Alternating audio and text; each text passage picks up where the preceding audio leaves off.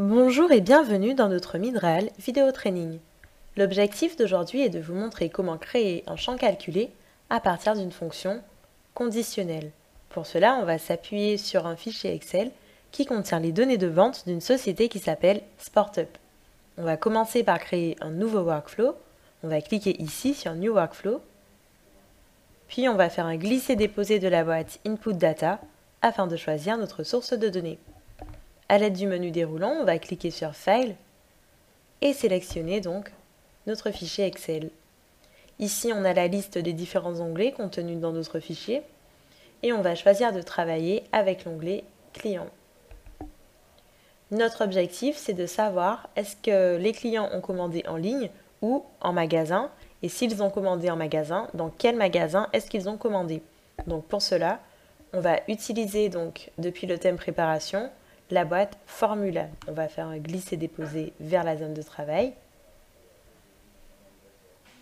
Et maintenant, donc, on va, à l'aide du menu déroulant, ajouter une colonne afin de créer notre champ calculé. On appellera notre nouvelle colonne Magasin. Maintenant, on a ici différentes icônes. Si on clique sur la première icône, on retrouve donc différents thèmes au sein desquels on retrouve toutes les fonctions donc possibles sur Alteryx. La deuxième icône nous indique donc quelles sont les différentes variables que l'on peut utiliser, donc les différentes variables qui ont été détectées à partir de notre input. Notre formule comporte plusieurs conditions, elle se trouve dans le thème conditionnel, donc on va cliquer ici pour dérouler le menu et sélectionner donc cette première condition qui nous intéresse.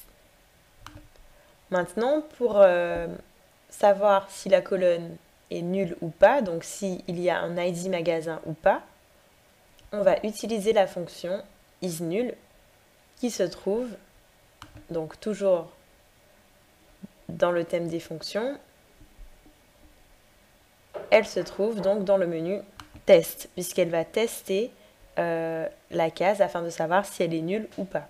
Donc on va sélectionner la fonction isNull et maintenant on va remplacer le V par la variable donc, qui nous intéresse. On va se diriger vers le menu variable et cliquer donc sur ID magasin. Maintenant qu'on a choisi donc cette première fonction, on va pouvoir ajouter la condition. Donc ici on a dit si l'ID du magasin est nul, then, donc ensuite, et on va écrire web. C'est du texte, donc on va l'écrire entre guillemets. On vient de dire que si l'ID du magasin est nul, on écrit web pour indiquer donc que cette commande a bien été passée en ligne. Else, on va remplacer le F par l'ID du magasin. Donc on va se diriger vers les variables et sélectionner la variable ID magasin. Donc ici on a dit que si l'ID du magasin est nul, on va écrire web. Sinon, on va écrire l'ID du magasin. On va lancer le flux.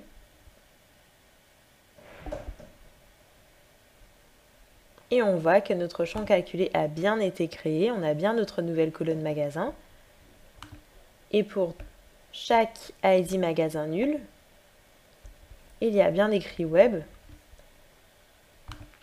Et lorsque la commande a été passée en magasin, on a bien l'ID du magasin dans la colonne magasin. Vous savez maintenant comment créer un champ calculé en utilisant une formule conditionnelle. J'espère que cela vous sera utile. Je vous remercie d'avoir suivi notre Midreal vidéo training et je vous dis à bientôt pour d'autres vidéos.